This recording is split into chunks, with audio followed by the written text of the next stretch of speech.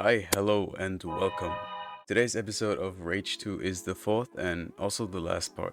I'm gonna squeeze all the remaining footage in here because, to be honest, I just want to get this shit over with. However, the funny thing is that by the end of the last episode, everything I've uploaded until now covered like only the first 6.5 out of 19 hours of footage.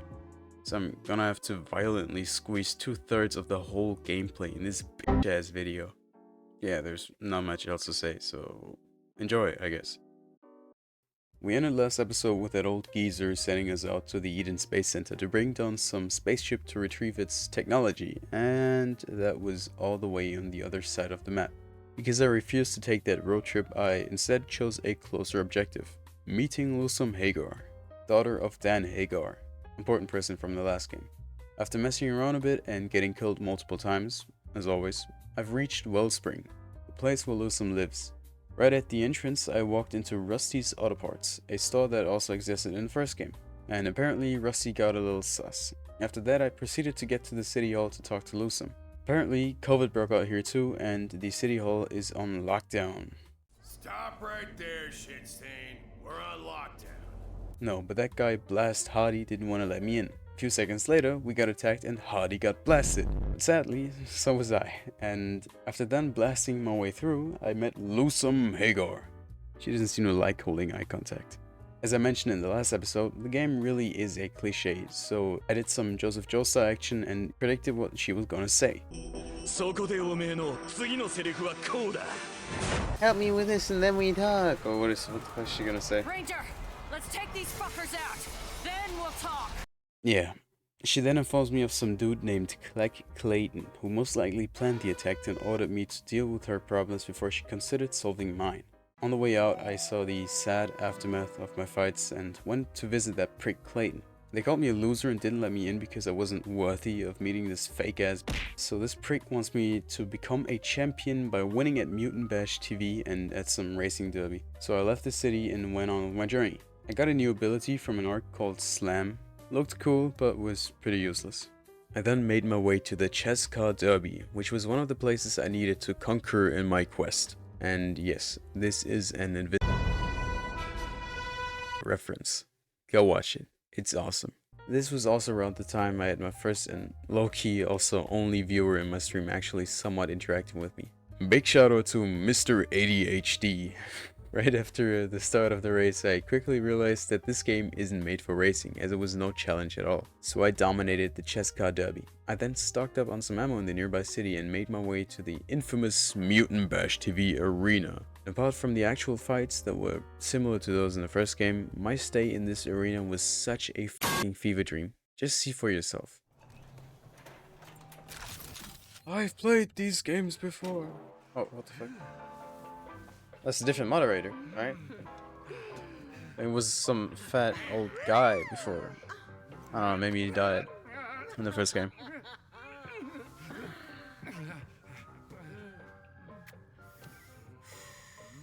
Oh, mes amis, look here. What a dashing rogue the city has sent our way this evening. You, yes, you, stranger. Have you come to join us? Say it is so.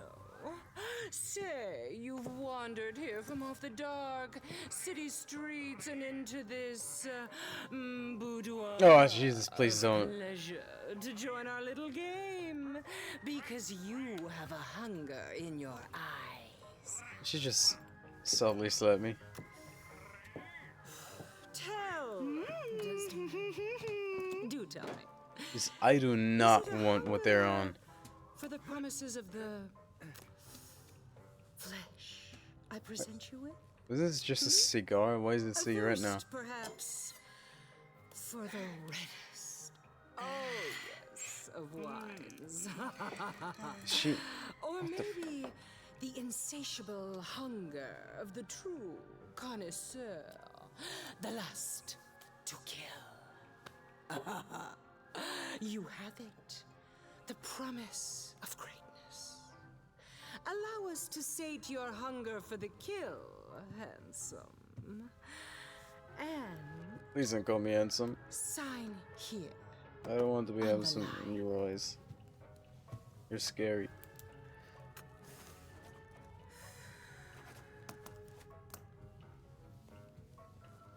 now, sweet young thing, your journey to stardom shall commence. Kill! Kill for Desdemonia!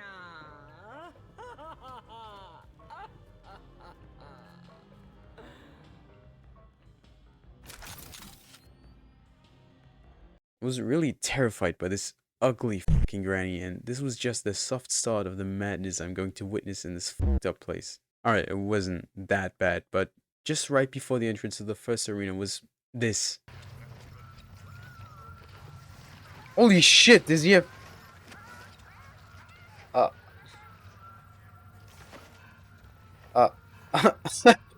What the... Jesus, what is this game?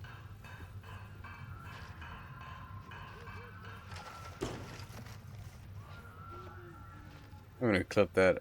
So how the fuck am I supposed to feel about that? Anyway, I could choose with what weapons I go into this arena, which was pretty neat, because otherwise it would have probably been even more horrible than it already was. The rocket launcher is actually really cool and like the only weapon that actually did the damage it should do. It's actually pretty easy. But as expected, I was very soon to regret these words. After a whole bunch of dying, I made it to the second level. Level designs weren't really bad, but they were really small and simple, which is bad because now I have less room to evade those mutated goblins. So again, I died a bunch of times and made it to the third level.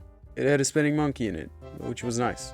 I actually don't think I've died that much in this level as it was bigger and had more room to draw these mutants together, and I've reached level 4. It was called After Party Ambush Zone, and the name did in fact not disappoint. Oh jeez. Oh, what? Obviously, it was a pain in the ass, but again, I made it to the end of the level, and with that, I have also reached the end of that hellhole. It was pretty tough, but not as terrifying as I remembered from the first game, though that's probably because I'm not 14 years old anymore. Anyway, I was greeted by these fake-ass people pretending to celebrate me winning. Oh. MB. Yeah. What the fuck is that?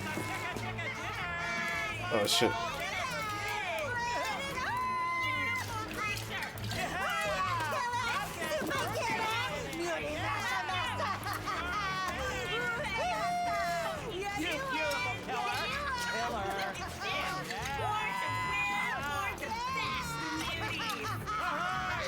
I'm so thankful for that explosive challenge. Let's move on to the next one. Okay, we got it. Motherfucker. For now, this fever dream was at its end. I then made my way to a gun barrel as John Marshall seemed to have something to tell me. Gulo was missing. Apparently she got captured by the Immortal Shrouded and I was ordered to bring her back. I wasted no time to go and rescue my favorite little crackhead. The place was flooded with Shrouded and was really tough fighting myself through there. I finally pushed through and found her, but I was too late. She was hung up and sliced open like an animal. She swallowed the chip with all the gathered information and her last words so I could retrieve them. Rest in peace, Gulo. Rest in peace. I then went back to Wellspring again to confront Clayton, and as in the arena, this place is just a fever dream. Interesting dancing.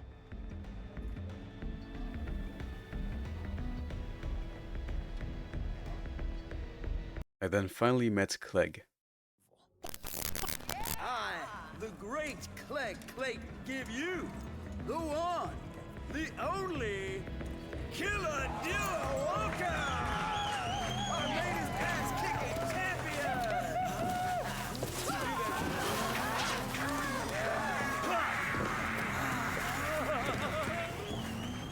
So after him yapping some random shit in my ears, I very secretly hit a bug on his computer. Of course, no one is that stupid, so he lured me into a trap. I was confronted by his equally as ugly pet Jumbo. Thankfully, I was already familiar with his attack patterns because of the fight with Lug the Nut in a previous video, so I got him first try. I also had some fun on the way out.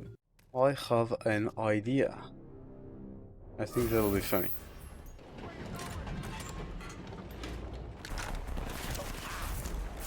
Hadouken! And when I got out of his pit, I saw him fleeing on his goofy ass vehicle, on way to blow his daddy, General Cross. We then chit-chat a bit with Ilosum and she tells me that they're preparing a tank for me.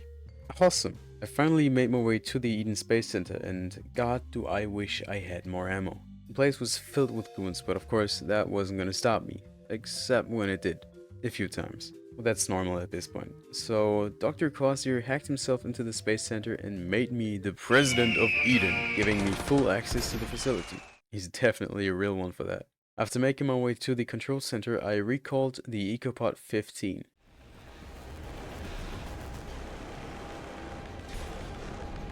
I don't like how this is looking. Oh, maybe I do. Oh, holy shit. Maybe I don't. It was pretty cool. So I entered it, activated it, and of fucking course the authority attacked me. This time, however, those rocket launching pricks weren't the problem. No, the problem was this giant fucking monster with an unbelievable amount of HP. This asshole ate up all of my damn ammo. Seriously, I would have gotten him first try, but around the time he was on half his life, I was already completely out of ammo. So the only thing I could do is die. So 20 minutes later and a whole bunch of brain cells fewer, I finally murked his ass.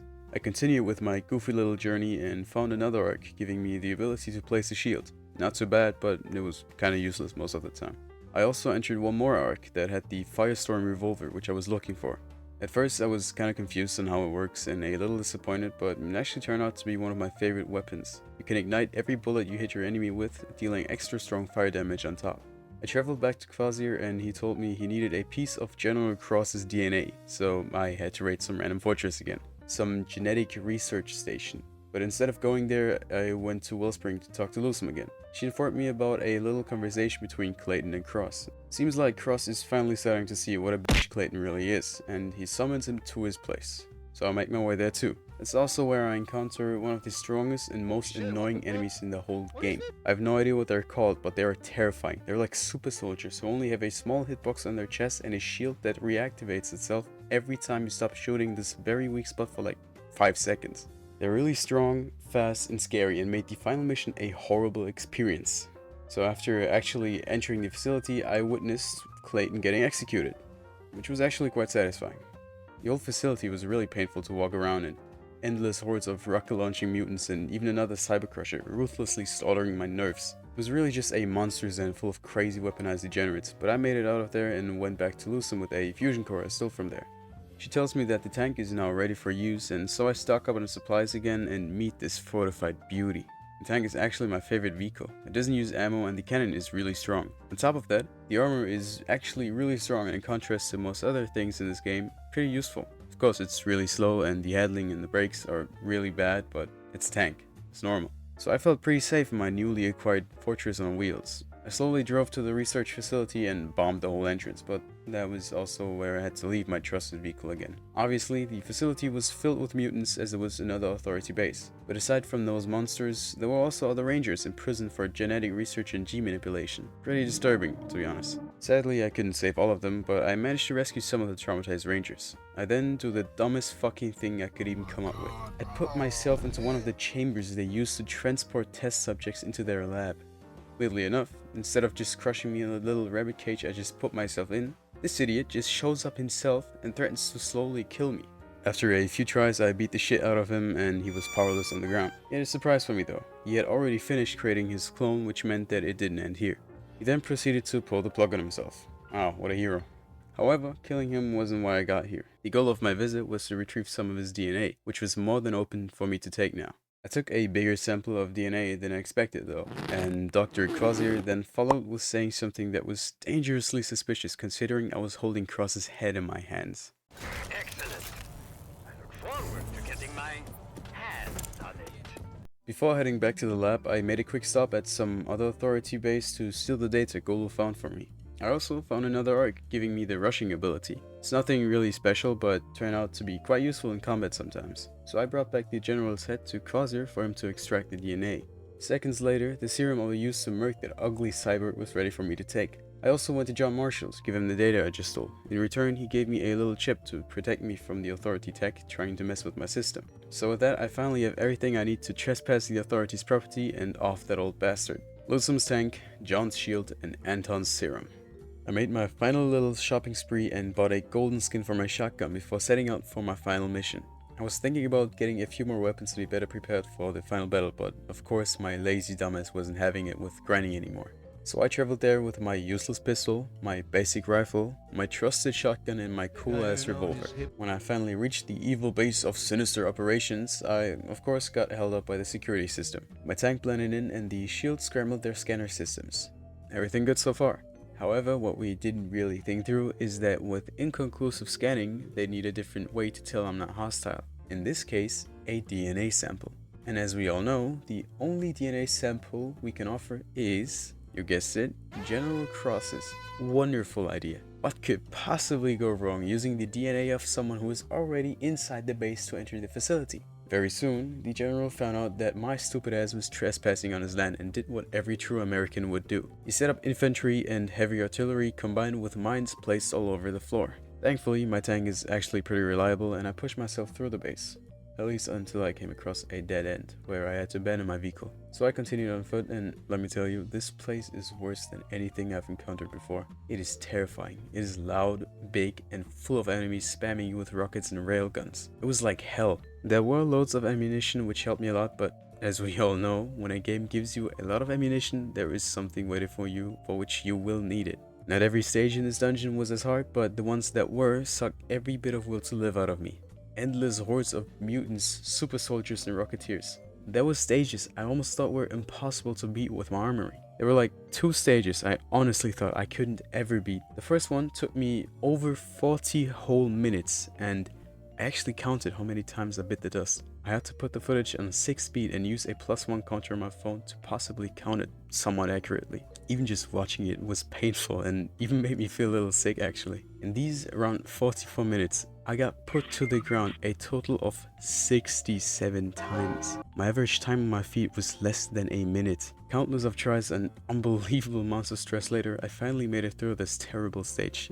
And that wasn't even the worst part, because soon after I was confronted by the actual end boss. The boss himself wasn't actually that bad, but the waves of enemies in between were. After around 50 minutes, I was too tired to play anymore because of the stage from earlier, so I ended it for the day. My dumbass did something I didn't do before throughout the whole series. I changed the recording scene of my stream to the stream ending screen. I was done with the game for the day and talked a bit before actually ending the stream. It was actually some self-doubting shit, which is kind of embarrassing, but also pretty fun to see now. So that was how the stream ended. The very next day, I was determined to beat the boss and finally finish the game. So listen closely. I started my computer, opened Streamlabs and the game, and I just pressed the go live button. I didn't think much of it. After all, I did exactly that the past 6 streams too. However, I forgot something, and that was changing the scene back to the game. And the stream went on for like 30 minutes, including the whole boss fight and the end scenes, plus me saying like my final words about the game. Funny thing is that I didn't actually close the game, but just like after pretty much every main mission in this game, it just crashed. And I refused to restart the game plus stream because I was already finished. So because the game was closed, I wanted to change the recorded window and just see for yourself. I'll not restart the stream. Because I actually just want to end this. I'm done with the game. Oh fuck. Oh fuck. That was pretty heartbreaking to realize. I actually got depressed as fuck when I realized what had happened, but there was nothing I could do now. So with a completely ruined mood, I ended the last stream. And with this, we will also end this series. Wow, you've actually made it. The whole damn video. I mean, it was probably just running in your background, but still, thanks. A lot. This time I'm not gonna brag about how long this shit took me because I'm actually just happy I'm finally over with this. So thank you for watching. I actually already chose the next game I'm going to play. Follow me on my Twitch to see me playing the Subnautica Red Plague mod. This time I will actually record the game separately from the stream. Maybe. To hopefully avoid this. I actually already downloaded the game with the mod, but I didn't want to stop playing it before finishing the series and finally deleting the 150 gigs of Rage 2 footage. It was actually the whole reason I even got somewhat motivated to start making this video. Yeah, I started 4 days ago, I'm sorry. So please support my channel by subscribing and perhaps even liking, and in case I don't see ya, good afternoon, good evening, and good night.